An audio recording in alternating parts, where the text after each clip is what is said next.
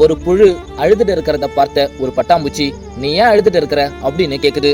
அதுக்கு அந்த புழுவும் அழுதுகிட்டே, நான் சாக போறேன், என்னை எல்லாருமே அருவருப்பா தான் பாக்குறாங்க, என்னை எல்லாருமே அசிங்கப்படுத்துற மாதிரி தான் பேசுறாங்க, எனக்கு ரொம்ப கஷ்டமா இருக்கு, இவங்க பேசுறதை எல்லாத்தையும் கேட்டு உயிர் வாழறதை விட நம்ம செத்தே போயிடலாம் போல இருக்கு, அதான் சாகலான்னு முடிவு பண்ணிட்டேன் அப்படின்னு அழுதுகிட்டே சொல்லுது.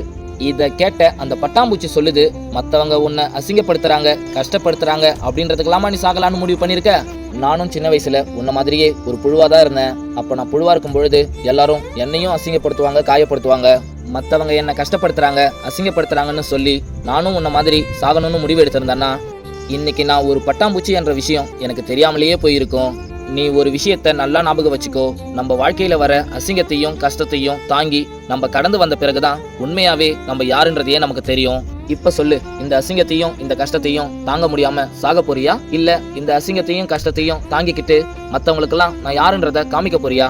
அப்ப அந்த புழுவும் அழுவுறதை நிறுத்திட்டு, என்னை எத்தனை பேர் அசிங்கப்படுத்தினாலும், என்னை எத்தனை பேர் கஷ்டப்படுத்தினாலும் அதெல்லாம் நான் தாங்கிக்கிட்டு ஒரு நாள் நான் யாருன்றத கண்டிப்பா நிரூபிச்சு காட்டுவேன் அப்படின்னு நம்பிக்கையோட சொல்லுது. இந்த குட்டி ஸ்டோரி பிடிச்சிருந்தா மறக்காம லைக் பண்ணுங்க.